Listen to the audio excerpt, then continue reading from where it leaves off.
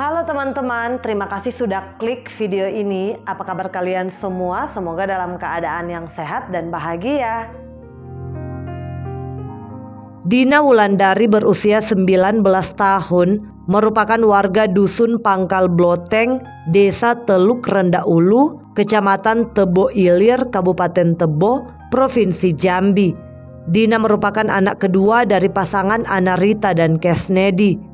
Ia dikenal sebagai pribadi yang pendiam namun ramah, baik, rajin beribadah, mandiri, pekerja keras, taat kepada orang tua dan menyayangi saudara-saudaranya.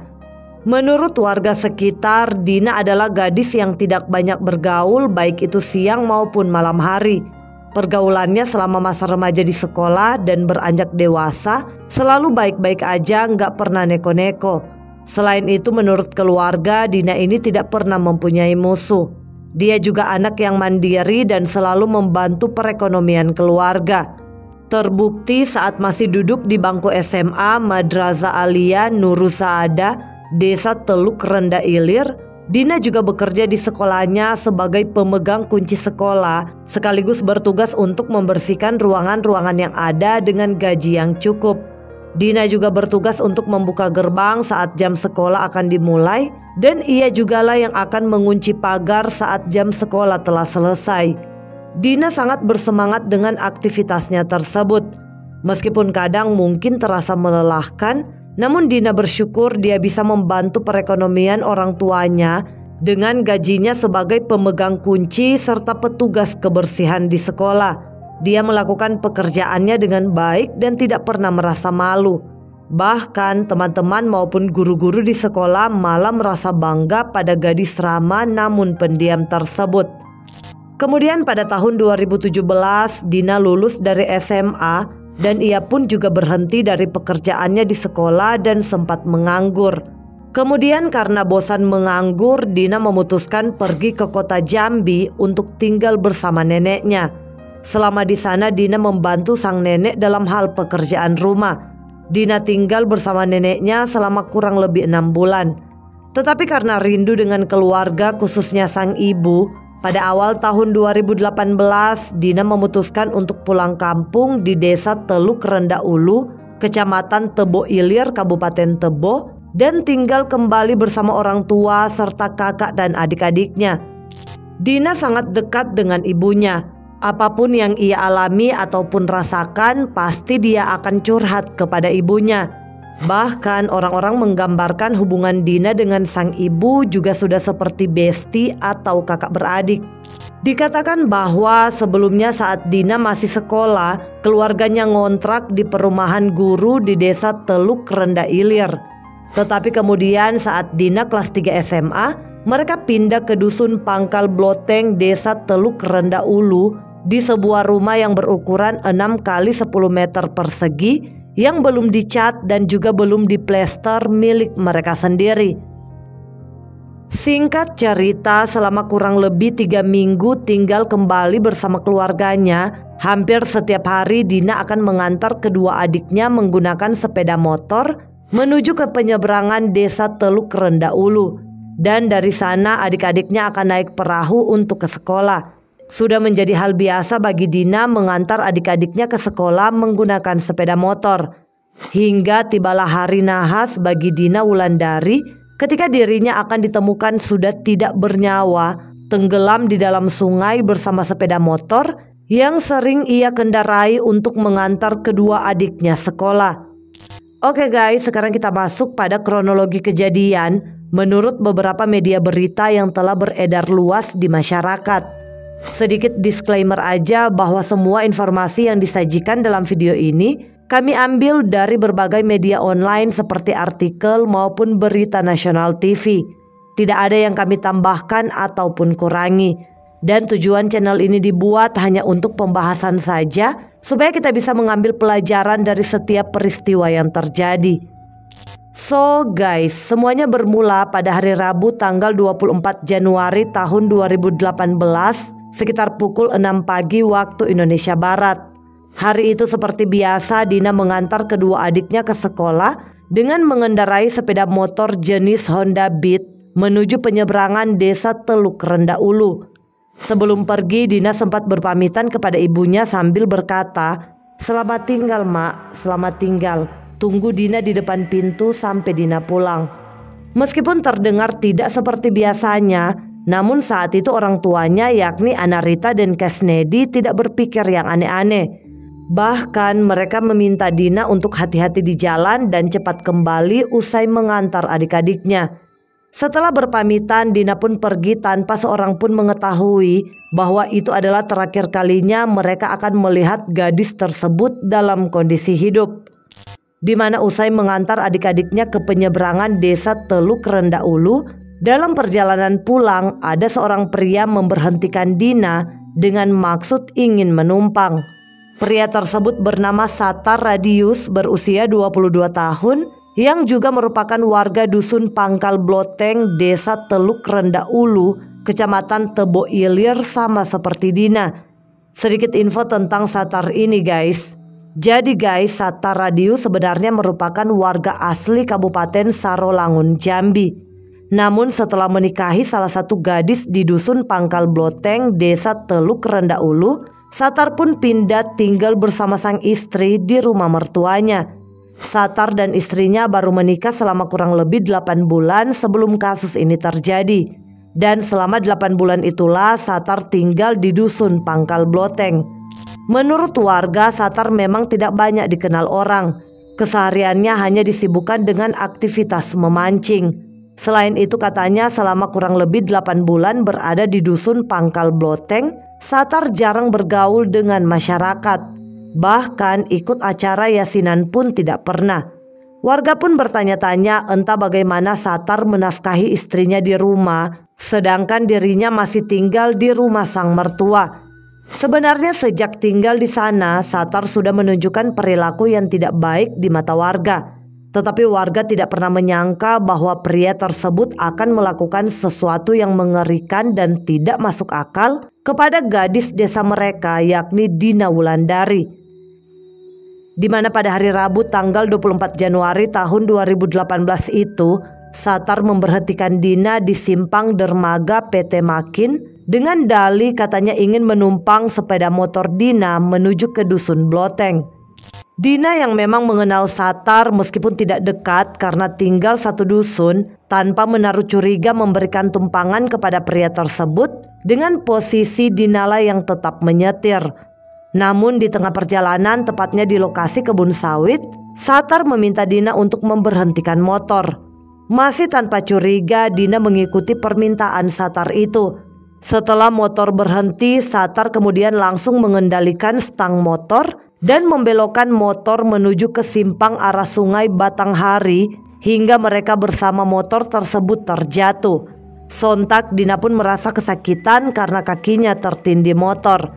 Parahnya, Satar yang melihat Dina masih kesakitan langsung mendorong motornya ke pinggir sungai Batanghari yang berjarak sekitar 100 meter. Setelah mengurus motor, Satar kembali menghampiri Dina. Melihat gadis tersebut berdiri, Satar langsung merangkul dan membantingnya ke tanah hingga pingsan. Dan saat Dina pingsan itulah, tanpa belas kasihan dan seolah tak berperasaan, Satar melucuti pakaian lalu memperkoas gadis tersebut serta melakukan sodomi berulang kali. Satar benar-benar melampiaskan hasrat dalam dirinya kepada korban yang tak berdaya. Setelah puas, Satar pun meninggalkan korban yang masih dalam keadaan tak sadarkan diri tetapi masih hidup, menuju ke pinggir sungai Batanghari untuk membuang motor korban ke dalam sungai. Kemudian usai membuang motor, Satar menyeret korban ke arah pinggiran sungai Batanghari, lalu mengikat kaki, tangan dan leher korban menggunakan akar pohon. Tak hanya itu, tubuh korban kembali diikat ke sebuah batang kayu, lalu ditenggelamkan ke sungai dalam keadaan pingsan untuk menghilangkan jejak. Saat itu korban masih bernafas saat ditenggelamkan pelaku ke sungai karena ada gelembung udara yang keluar dari mulut korban saat tubuhnya tenggelam di dalam air dengan kedalaman sekitar 5 meter. Dan setelah semua aksinya selesai, Satar pulang ke rumah mertuanya yang tak jauh dari lokasi kejadian. Di sisi lain, keluarga Dina menjadi khawatir ketika gadis tersebut belum juga kembali ke rumah usai mengantar adik-adiknya sekolah. Padahal waktu sudah menunjukkan pukul 10 pagi. Biasanya Dina akan segera kembali ke rumah usai mengantar adik-adiknya. Merasa khawatir, orang tua Dina pun keluar dari rumah dan mencoba bertanya kepada warga sekitar apakah melihat putri mereka itu. Beberapa warga mengatakan bahwa mereka hanya sempat melihat Dina pada pagi hari saat Dina mengendarai sepeda motor mengantar adik-adiknya. Akhirnya keluarga Dina yang panik kemudian mulai melakukan pencarian dengan dibantu sejumlah warga. Pencarian dilakukan dari sepanjang aliran sungai Batanghari yang memang melintasi desa itu. Dan dalam pencarian ada beberapa warga melihat bekas jejak ban sepeda motor yang mengarah ke sebuah kebun menuju ke sungai Batanghari. Merasa curiga dengan bekas ban sepeda motor tersebut, warga pun mengikuti jejak ban yang membawa mereka ke sungai. Di sana warga melihat jejak motor dan jejak kaki mengarah ke dalam air. Selain itu, di sekitar sungai warga menemukan casing atau pelindung HP yang diduga milik Dina Wulandari yang sedang mereka cari-cari keberadaannya. Dengan kecurigaan yang makin tak terbendung itu pun, beberapa warga memutuskan untuk menyelam ke dalam sungai. Sayangnya sekitar pukul 2 siang waktu Indonesia Barat, masih di hari yang sama, mereka menemukan Dina yang sudah tidak bernyawa di dasar sungai dengan kondisi tubuhnya terikat akar pohon pada sebuah batang kayu bersama sepeda motornya. Dan parahnya dalam pencarian tersebut, pelaku Satar juga berpura-pura ikut serta.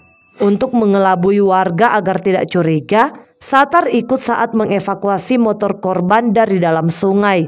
Setelah itu ia langsung melarikan diri ke tempat asalnya, yaitu Kabupaten Sarolangun. Sementara itu saat ditemukan terdapat luka memar dan cairan merah di wajah korban seperti bekas pukulan. Warga pun segera melaporkan kejadian itu ke Polsek Tebo Ilir, sementara jasad korban dibawa ke puskesmas untuk divisum. Dan hasil visum menunjukkan terdapat luka di sekitar misfi dan dubur korban. Keesokan harinya setelah ditemukan dan dilakukan visum, jasad Dina Wulandari kemudian dikebumikan di pemakaman umum Dusun Pangkal Bloteng, Desa Teluk Rendah Ulu, Kecamatan Tebo Ilir, pada hari Kamis tanggal 25 Januari tahun 2018. Sementara itu, tim kepolisian Polsek Tebo Ilir bersama Polres Tebo pun segera melakukan olah TKP serta mewawancarai beberapa saksi. Dan dalam pantauan di TKP sedikitnya ada 6 titik yang dijadikan dasar polisi untuk melakukan penyelidikan pasca penghilangan nyawa korban.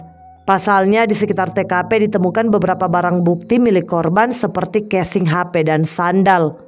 Kasus ini pun terungkap setelah dalam penyelidikan seorang saksi mengaku pada polisi bahwa dia sempat melihat seorang pria keluar dari arah sungai pada waktu pagi sebelum Dina ditemukan.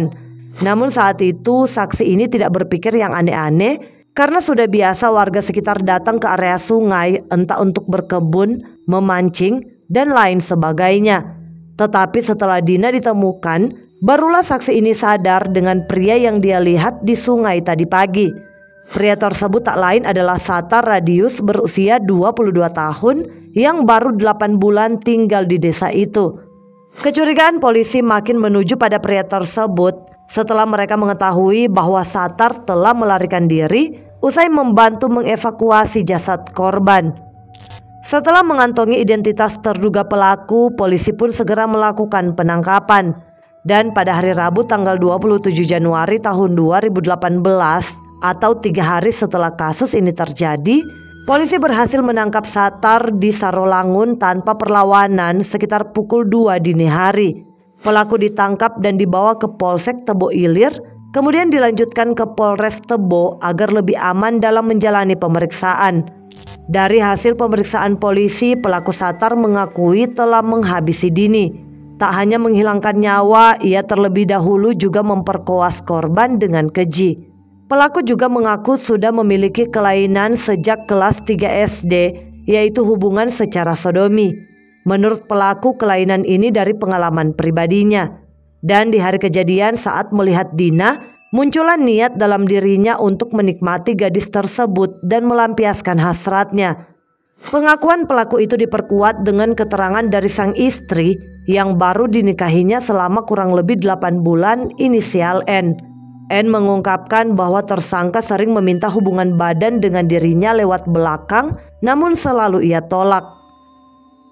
Sementara itu, tewasnya Dina menjadi berita heboh pada saat itu, khususnya di Teluk Rendah Ulu. Sebab dari pengakuan warga, peristiwa nahas tersebut merupakan yang pertama kalinya terjadi di desa itu.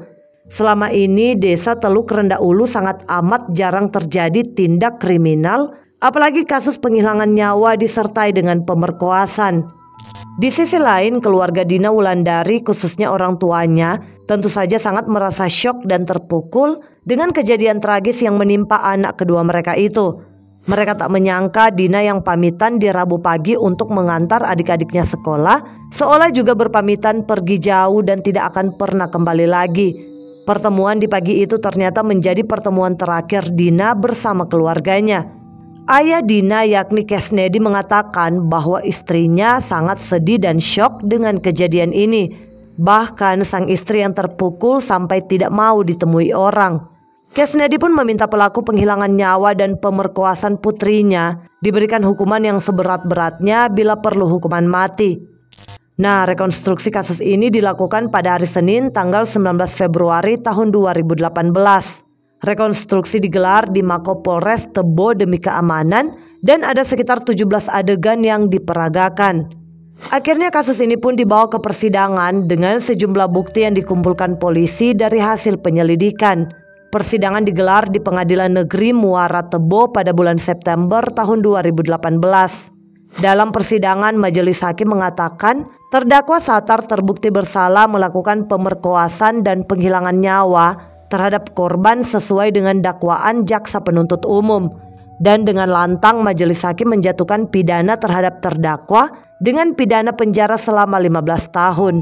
Vonis tersebut lebih ringan dari tuntutan jaksa penuntut umum yang menuntut 18 tahun penjara. Terdakwa pun menerima putusan vonis tersebut dengan ikhlas tanpa melakukan upaya banding. Oke guys, sekian dulu ceritaku. Sampai jumpa di video selanjutnya. Bye.